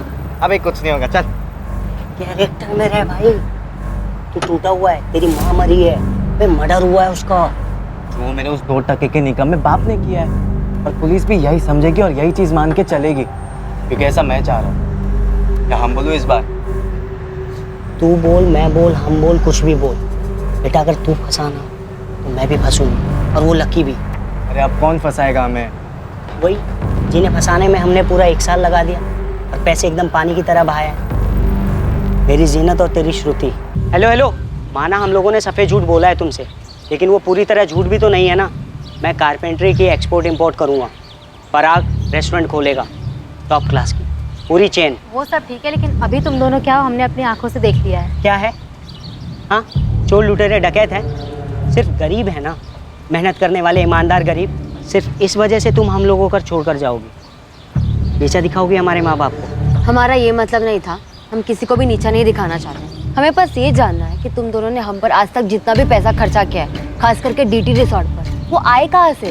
तुमने मुझसे कहा था कि तुम्हारे अब्बू के फर्म में तुम्हें अलाउंस मिलता है, वो झूठ था। तो सच क्या है सोहेल, हमें जानना है। मैं आज ही पराग से जाकर पूछूंगी। अरे रहम करो यार उस बेचारे पे, वो अपनी माँ के मौत के गम में वैसे ही चूर चूर है। वो सब हम समझ रहे हैं, इसलिए तुम दोनों से आज तक कुछ नहीं पूछा, पर अब हमें डाउट हो रहा है। डाउट हो रहा है? कैसा डाउट? यही कि तुम दोनों के पास जो पैसे आते थे वो गड़बड़ वाले पैसे थे, और हमें किसी भी तरह के गड़बड़ में इन्वॉल्व नहीं होना है, और खास करके तब जब पराग की मॉम का मर्डर हो चुका है। लेकिन उसका हम लोगों के रिलेशनशिप से क्या मतलब? सोहेल, रिलेशनशिप जो झूठ की नींव पर खड़ी हो वो रिलेशनशिप ही नहीं होती। अरे इतनी भी क्या चर्बी चढ़ गई है उन्हें? जब पैसे खर्च कर रहे थे तब तो कुछ नहीं बोले, अब अचानक से प्रॉब्लम कहाँ से आ गई?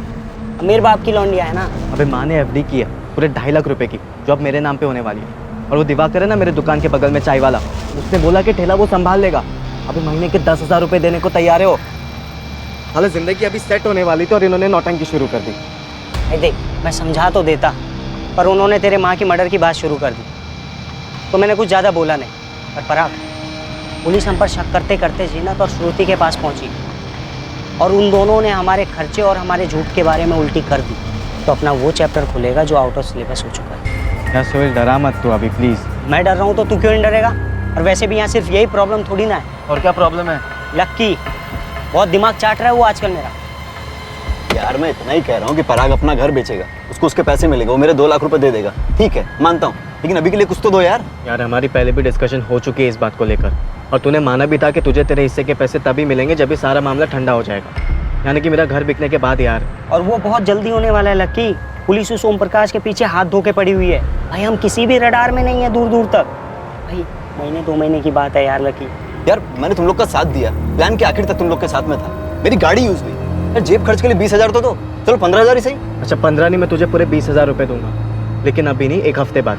1 हफ्ते में मेरी माँ की एफडीज मेरे नाम पे हो जाएगी भाई। यार तब तक थोड़ा शांति रख प्लीज। और लकी ये बात मत भूल कि हम एक साथ हैं, एक टीम में हैं।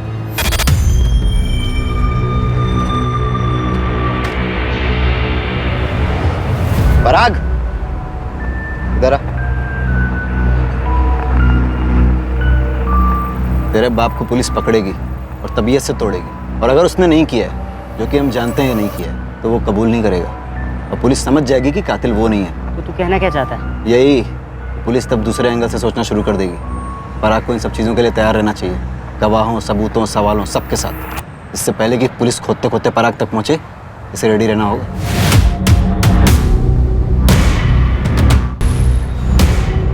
ऐसा कुछ नहीं होगा यार। भाई नेगेटिव नहीं सोचते हैं। नेगेटिव की बात नहीं है यार सोहेल, लकी सही कह रहा है, अपने को रेडी होना होगा। इसलिए और किस चीज़ के साथ भाई? एक नए कातिल और एक नए एंगल के साथ। और किस पर उंगली उठाएंगे? अच्छा सुन, तेरी माँ का किसी के साथ अफेयर उफेयर है क्या? क्या बकवास कर रहा है यार सोहेल। भाई देख, मर्डर ना या तो प्यार या दुश्मनी में होता है या किसी लालच में। अब ये बता, इन तीनों में से कोई सा एंगल तेरी माँ की लाइफ में डाल सकते हैं? तेरे अम्मी अब्बू। मैंने बकवास की तो तू भी बकवास करे। अबे मेरे अम्मी अब्बू को बीच में मत घसीट भाई। घसीट नहीं रहा हूँ यार सोहेल, मैं उन्हें भी तेरी और मेरी जिंदगी से बाहर निकाल रहा हूँ, जैसा मैंने मेरी माँ को निकाला। और जब तक वो दोनों है ना, हमारे हाथ साला हमेशा बंधे ही रहेंगे। पराग, चल एक सेकंड के लिए ये मैं भूल जाता हूँ कि वो मेरे अम्मी अब्बू है और हम उन पर डाल भी देते, पर लॉजिक कहाँ है भाई? जिस दिन मर्डर हुआ था ना, उस दिन तो वो जौनपुर गए थे ना, तभी तो 21 की रात को हमने सेटलमेंट की थी इस चीज की। भूल गया? देख दोस्त, वो तेरा बाप है। बाप नहीं है वो मेरा, ओम प्रकाश। हाँ वो ओम प्रकाश, वो ओम प्रकाश टूटेगा भाई। पुलिस इतना मारती है ना, इतना मारती है ना कि साला कोई कुछ भी कबूल लेता है।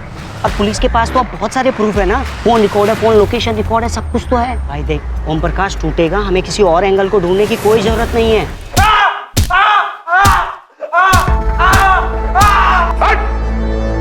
कौन ओम प्रकाश? कैसे मारा अपनी पत्नी उर्मिला को? बोल! बात तो सुनो साहब। वो थक के हार के कबूल करेगा ही करेगा। हाँ, मैंने मारा साहब, मैंने मारा। क्यों मारा ये बोल? क्योंकि साहब वो ना घर नहीं बेच रही थी और नहीं मुझे पैसे दे रही। पॉजिटिव सोच, पॉजिटिव, नेगेटिव को दिमाग में आने ही मत दे। क्या बोल रहा है? हाँ बोल, हाँ, वो भी एकदम कॉन्फिडेंस के साथ। देख दोस्त, इस मर्डर की स्क्रिप्ट हमने खुद लिखी है और सही लिखी है, और जैसा लिखा है वैसा वैसा हो रहा है और आगे भी वैसा ही होगा। बस तू कॉन्फिडेंस के साथ रह, क्योंकि कॉन्फिडेंस ना बहुत कुछ होता है दोस्त। इन दोनों युवकों को पूरा भरोसा था, कॉन्फिडेंस था कि उनकी साजिश रंग लाई। वो ये मानकर चल रहे थे कि ओम प्रकाश शुक्ला उनके प्लान के हिसाब से कातिल साबित होगा, लेकिन इन दोनों के लिए एक नहीं बल्कि दो झटके इंतजार कर रहे थे। उनमें से एक ऐसा था जो पराग शुक्ला को तन, मन और आत्मा की गहराई से झकझोर कर रख देने वाला था, और ये झटका उसके पहले अध्याय के पन्नों में छुपा रहा।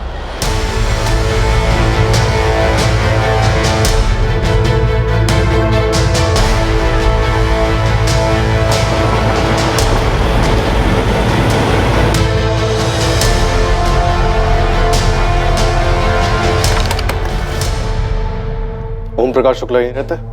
क्या चाहिए आपको? ओम प्रकाश चाहिए। ये कब हुआ? 1 हफ्ते पहले।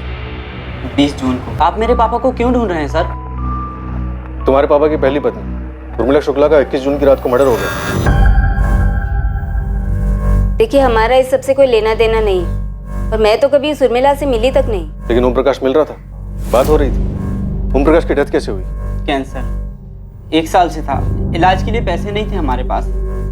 विकास के पापा ने कितनी मिन्नतें की थी उस उर्मिला से कि घर बेचकर आधे पैसे दे दे, लेकिन नहीं दिया उसने। 21 जून की रात को उर्मिला यहाँ आई थी? वो यहाँ क्यों आने लगी? और मैंने कहा ना कि मैं तो उस उर्मिला से कभी मिली तक नहीं। विकास, तुम मिले हो कभी उर्मिला से? नहीं। अपने सौतेले भाई पराग से कभी मिले हो? मेरा कोई भाई नहीं है। वो पराग या जो भी है, वो तो ओम प्रकाश का बेटा भी नहीं। बेटा भी नहीं है मतलब? नहीं है मतलब मुझे नहीं पता है या नहीं। अभी तो बोला नहीं है। देखिए, जब मैंने ओम प्रकाश से शादी की थी, उसने मुझे कहा था कि उसकी एक पत्नी थी जिसे उसने छोड़ दिया। कोई बेटे बेटे की बात नहीं हुई थी कभी।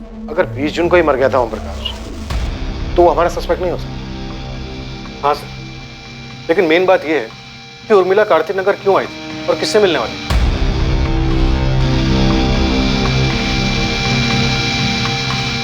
अरे मुझसे पहले पूछ लिया होता, मुझे तो पता था कि ओम भाई का देहांत हो गया। और तो और मैंने ये बात उर्मिला भाभी को बताया था कि ओम भाई नहीं रहे। क्या उर्मिला को पता था? हाँ, मुझे जैसे ही पता चला कि ओम भाई का देहांत हो गया, मैंने उर्मिला भाभी को फोन भी किया था।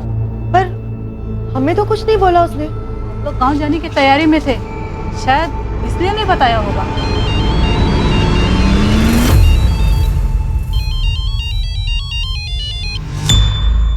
हेलो इकबाल, ये जो पराग है, क्या ये ओम प्रकाश का बेटा नहीं है?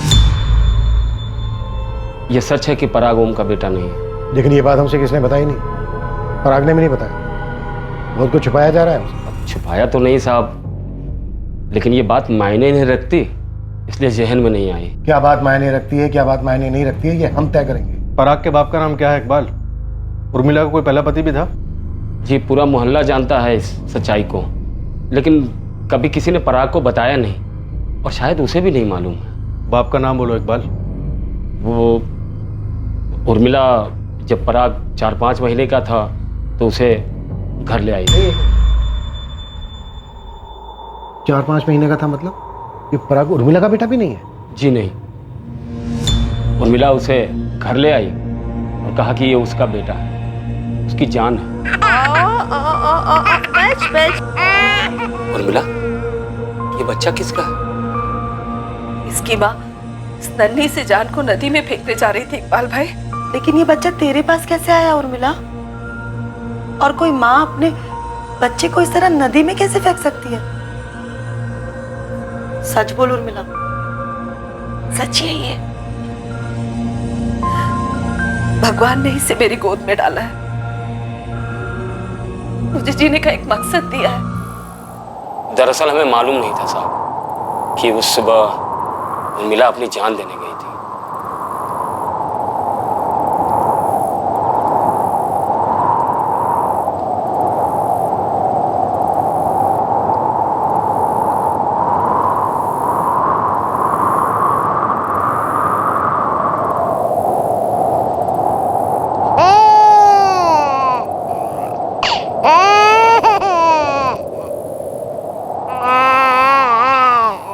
दोनों ही बहुत डरे हुए थे।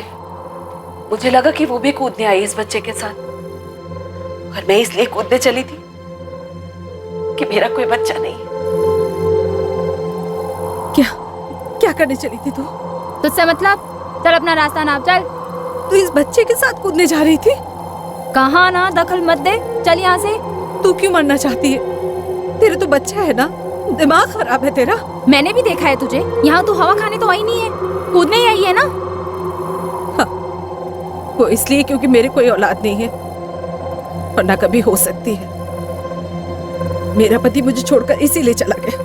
ये ओम प्रकाश उर्मिला को छोड़कर चला गया शादी के 7 साल बाद। एक बार उर्मिला पेट से भी थी, लेकिन गर्भ ठहरा नहीं, बच्चा गिर गया। मुझे अब कोई फर्क नहीं पड़ता। तो मुझे बच्चा नहीं दे सकती है तो बस अब अलग होते हैं। तुझे गांव लौटना है, जो करना है कर। तुमने किसी और से रिश्ता जोड़ा है ना? अब ये सब बातें करने का कोई मतलब नहीं है। कोई रेशमा है ना? बोला ना, बात नहीं करनी है। बोलो ना, कोई रेशमा है ना? हाँ है। जो वो मुझे दे सकती है ना, वो तू मुझे कभी नहीं दे सकती है। बात आ रही समझ में?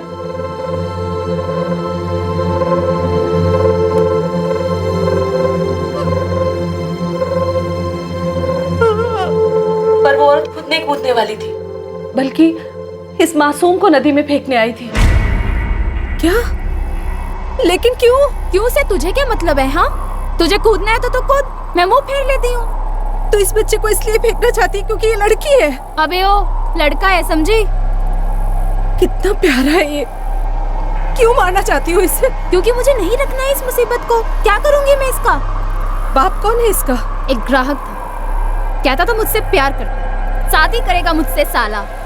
डाल के चला गया इसको मेरे पेट में। जब मैंने बोला कि मैं पेट से हूँ, शादी कर लेते हैं, तो हाना हाना करने लगा और फिर अचानक गायब हो गया। 4 महीने हो गए इस मुसीबत को। इसकी वजह से ना कुछ धंधा कर पा रही हूँ, ना कुछ और। पर इसमें इस मासूम की क्या गलती है? इसे क्यों मारना चाहती हो तुम? चल अब भाषण मत दे, समझी? अगर इतना ही तरस आ रहा है ना इस मासूम पे, तो ले, ये ले, तू रख तो इसे। और सुन, मुझे ढूंढने की कोशिश बिल्कुल मत करना, और पुलिस के पास तो जाना ही मत, क्योंकि मिलूंगी नहीं मैं।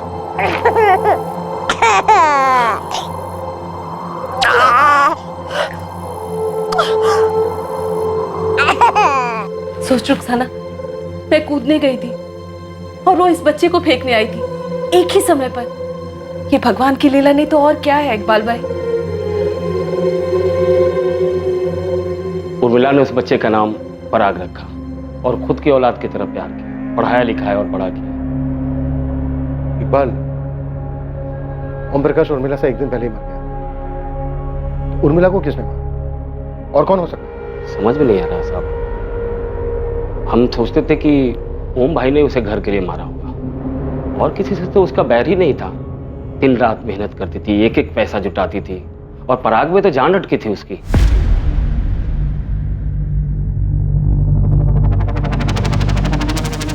पराग को अपनी ही जिंदगी के पहले अध्याय की पूरी सच्चाई इतने सालों बाद पता चली थी। अब तक बिना किसी अफसोस या दोषी भावना के जुर्म के रास्ते पर चला था पराग, और अब वही पराग पछतावे के भंवर में डूबने लगा था।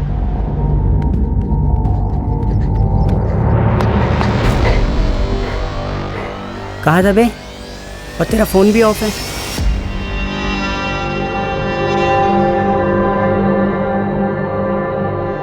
मैं समझ सकता हूँ यार, तेरी लगी पड़ी है जानकर कि। तुझे पहले से पता था सोहेल? नहीं यार, मुझे भी आज ही पता चला है। ये क्या कर दिया यार मैंने, क्या कर दिया मैंने? भाई घोड़ा दब चुका है, गोली फायर हो चुकी है, अब कुछ नहीं हो सकता। वो मैं दरअसल ये बताने आया था कि मोहल्ले में पुलिस आई थी, तेरे घर भी आई थी, ढूंढ रही थी तुझे, कुछ बात करना है तुझसे। यार वो लक्की मानुस की बात ना एकदम सच निकली, साला ओम प्रकाश वाला एंगल बना ही नहीं।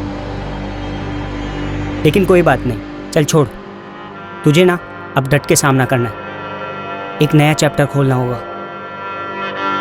सुन रहा है ना पराग? बेचारे पराग को हमें ही संभालना होगा। एक तो माँ को खोना, उसके बाद इस खबर का सदमा। हाँ, उस बेचारे के साथ कुछ ज्यादा ही बुरा हुआ, लेकिन रुखसाना, उर्मिला को किसी ने मार डाला। वो कार्तिक नगर क्यों गई होगी? कहीं वो दूसरी औरत रेशमा और उसका बेटा, उन्होंने तो कुछ नहीं किया होगा।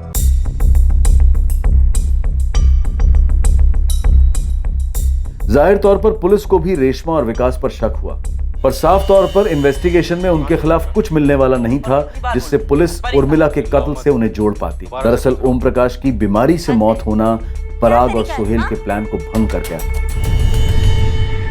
पराग, हमने रेशमा और उसके बेटे विकास को काफी खबर दी, लेकिन इस बात की पूरी संभावना है कि तुम्हारी माँ के कातिल नहीं। तो फिर और कौन हो सकता है पराग? तुम्हारी माँ का कार्तिक नगर जाने का क्या कारण था?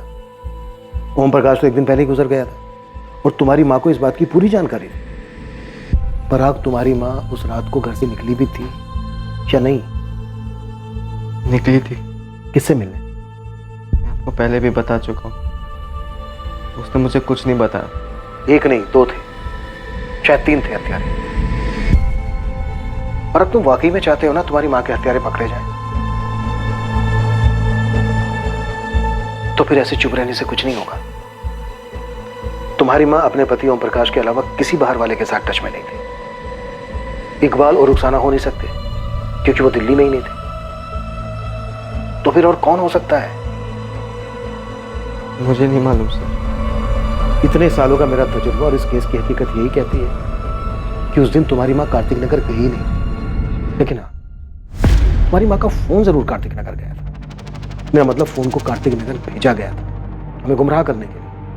उसके बाद तुम्हारी माँ की लाश को गाजियाबाद फेंक दिया गया ताकि हमें लगे कि ओम प्रकाश ने तुम्हारी माँ का कत्ल किया। उसके बाद लाश को ठिकाने लगा दिया। कातिल 2 या 3 जितने भी थे जिन्होंने साजिश रची, इतना पक्का है कि उन्हें इस बात का पता नहीं था कि ओम प्रकाश एक दिन पहले ही गुजर गया। इकबाल और रुखसाना हो नहीं सकते, क्योंकि अगर वो होते तो उनके कॉल रिकॉर्ड्स में कम से कम एक कॉल तो होता, लेकिन ऐसा कोई कॉल नहीं है। तो क्या इतनी रात को तुम्हारी मां अचानक खुद से उठ के कार्तिक नगर चली गई? पराग, कुछ गड़बड़ नहीं लग रही तुम्हें इस समय?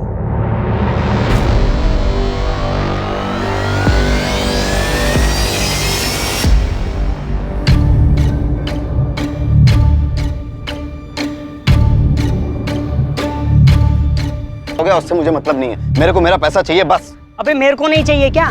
लेकिन आएंगे कहाँ से? पराग घर बेचेगा, एफडी तोड़ेगा तभी ना। पर यार वैसे भी है ना, अभी पराग की लगी पड़ी है यार। यार तो मैं क्या करूं, नाचूं? अरे कब से हॉर्न बजा रहा था, कब से लाल बत्ती दिखा रहा था कि एक एंगल से चिपक के मत बैठो, कांड किए हैं, 4-5 एंगल सोच के रखो, लेकिन मेरी कोई सुनने वाला है नहीं है। अब मेरे पैसा ला के दे यार बस। क्या वही बोले जा रहा है बे? ऐसे बोलने से क्या ऊपर से बरसेंगे क्या एटीएम की तरह पैसे? थोड़े दिन करके कितना दिन चाहिए तुम लोगों को यार? मेरी गाड़ी यूज हुई, मेरा प्लान तक मैं साथ में था तुम लोगों के। अरे कुछ तो सोचो यार मेरे बारे में। तो थोड़े दिन रुक जाना। बोल, इधर जवाब देना देख के। पड़ोसी और लंगोटियार सोहेल को तो आप जानते ही हैं। ये उनके स्कूल का तीसरा दोस्त लकी टैक्सी चलाता है।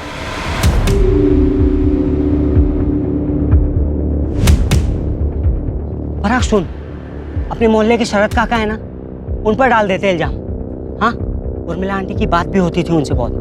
तू बोलेगा कि अफेयर था, और तू पुलिस को पहले ये बोलेगा कि तुमने पहले इसलिए नहीं बताया ये बात क्योंकि तू नहीं चाहता था कि माँ के मरने के बाद उनकी बदनामी हो। नहीं भाई नहीं, कंधे नहीं गिराते हैं। पुलिस वालों की नज़र बहुत तीखी होती है भाई, वो एकदम पहचान लेंगे तेरी बॉडी लैंग्वेज। और तेरी बॉडी लैंग्वेज अभी चीख चीख कर ये बोल रही है कि मैं हूँ कातिल, मैंने मारा अपनी माँ को, लटका दो मुझे। पराग, अगर तू गया ना तो मैं भी गया, और वो लकी भी। हिम्मत से काम ले, हिम्मत से काम ले। जो हो गया सो हो गया, वो नहीं बदला जा सकता। अब अपनी जिंदगी जीनी है आगे।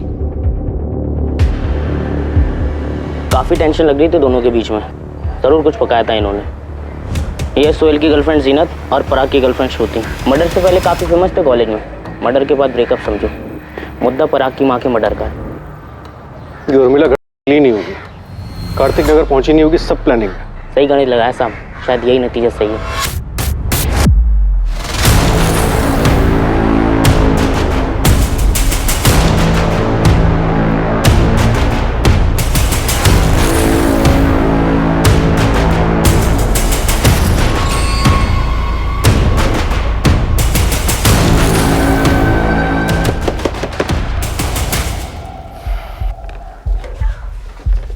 चल पराग, तेरे माँ के कातिलों का पता चल गया। जी? जरा अपने बेटे सोहेल को बुलाइए। सोहेल, इधर आना बेटा। हाँ अब्बू। सोहेल, पराग के माँ के कातिलों का पता चल गया। कौन है साहब? 3 लड़के, उसमें से एक तो आपका बेटा सोहेल ही है। ये क्या बात बोल रहे हैं साहब? सब आप लोग मुझे फंसा रहे। चल। साहब। गाड़ी में पराग भी बैठा है, वो भी यही कह रहा था।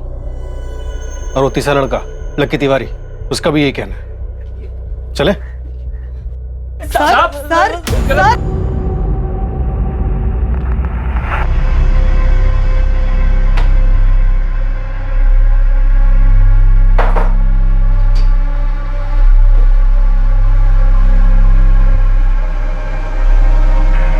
चल चल चल चल, सीधा खड़ा रहे। लेकिन सब कुछ बता दिया भरपूर कुटाई के बाद। अब तुम दोनों ये डिसाइड कर लो कि ऐसे ही बताना है या फिर तुम दोनों को भी कुटाई चाहिए। मेरी माँ का मर्डर मैंने किया। क्यों? वो घर बेच के सारा पैसा उस ओम प्रकाश को देना चाहती थी। वही बेटा है ना जिसे अब तक संभाला मैंने, बड़ा किया। तू भी वही माँ है ना जो मुझे बोलती थी कि मेरा बाप एक बहुत भला और नेक इंसान है जो चल बसा। तू ही सोचना, झूठ बोलना और छुपाना किससे सीखा है मैंने? सोच। पराग, एक बात कान खोलकर सुन ले। मैं ये घर बेचकर आधे नहीं पूरे पैसे ओम प्रकाश को दे रही हूँ ताकि उसके इलाज में काम तो आए, और तुझे एक पैसा नहीं दूंगी। और तब तक नहीं दूंगी जब तक तू नहीं बताएगा कि तू और सोहेल करते क्या हो। इतना तो पता है मुझे कि तुम दोनों बहुत गलत कर रहे हो। अरे बदल गए हो तुम पराग। माँ हूं तुम्हारी, दिखता है मुझे। बोलो क्या करते हो तुम दोनों? आखिरी मौका दे रही हूँ, सच सच बताओ इतने पैसे कहां से आए, वरना मैं पुलिस में जाऊंगी।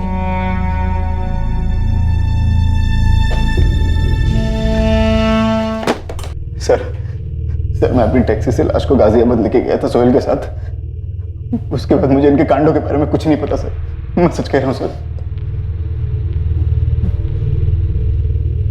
सोहेल, बाकी के कांड क्या थे? पराग इतने सारे पैसे कहां से आए? सोहेल, पराग, बताना तो तुम्हें पड़ेगा ही, वरना तुम्हारी हालत भी ऐसी हो।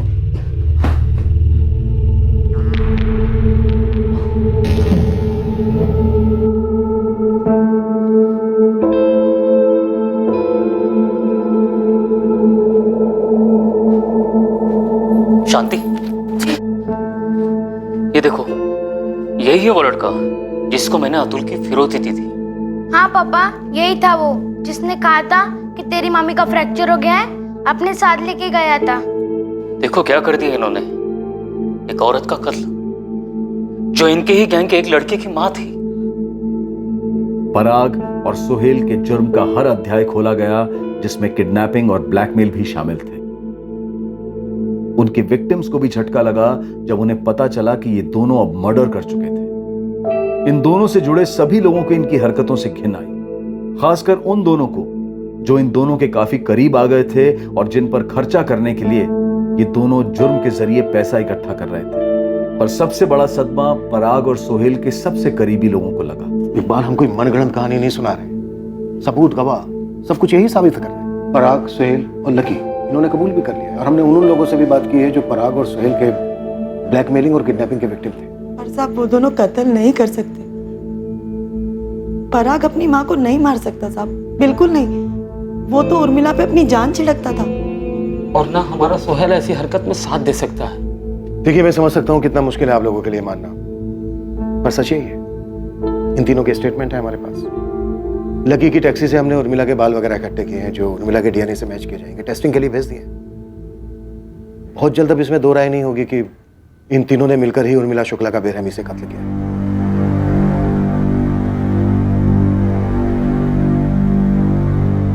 जुर्म के सफर का ये आखिरी अध्याय कभी बदलता नहीं। जुर्म की राह पर चलने के पहले के सारे चैप्टर्स बदले जा सकते थे, अलग स्याही से लिखे जा सकते थे, लेकिन एक बार गुमराह होकर उन्होंने अपना रुख ही बदल दिया तो बस सड़क ही एक तरफा हो गई और जुर्म के पहले अध्याय ने ही आखिरी अध्याय को लिख दिया। Crime never pace. कुमार अवस्था कभी रुई जैसी नाजुक तो कभी ज्वालामुखी जैसी विस्फोटक होती है। शरीर में हार्मोन्स उधम मचाते हैं और बहुत ही स्वाभाविक और नेचुरल तौर पर टीनेजर्स को अपनी सेक्सुअलिटी को एक्सप्लोर और एक्सप्रेस करने की तीव्र इच्छा होती है। लेकिन इस दौर की हदें क्या है? वो कौन सा कदम लेने से पहले रुकना है जिससे खुद को और दूसरों को नुकसान और तकलीफ हो सकती है? इसे समझाना और टीनेजर्स को गाइड करना ये हम पेरेंट्स का दायित्व है, ड्यूटी है। वरना एक गलत कदम टीनेजर में सही और गलत को समझने की शक्ति को कमजोर कर सकता है। पराग शुक्ला, सुहेल कुरैशी और लकी तिवारी, इन तीनों को पराग की मां उर्मिला शुक्ला के कत्ल के इल्जाम में गिरफ्तार किया गया। बिना किसी गिल्ट के बिंदास जुर्म करते चले पराग को अब गहरा एहसास है, पछतावा है कि उसने एक ऐसी मां को मार डाला जिसने उसे मौत के मुंह से छीनकर अपनी पूरी जिंदगी से सींचा था। अब मैं अनूप सोनी आपसे विदा लेता हूं, फिर मुलाकात होगी। और याद रखिए, क्राइम और आपके बीच में सिर्फ इतना फर्क है कि आप कितने सतर्क हैं। सतर्क रहें, सुरक्षित रहें। जय हिंद। क्राइम पेट्रोल्स के और भी दिलचस्प कहानी देखने के लिए हमारे चैनल को सब्सक्राइब करें और बेल आइकॉन दबाना न भूलें।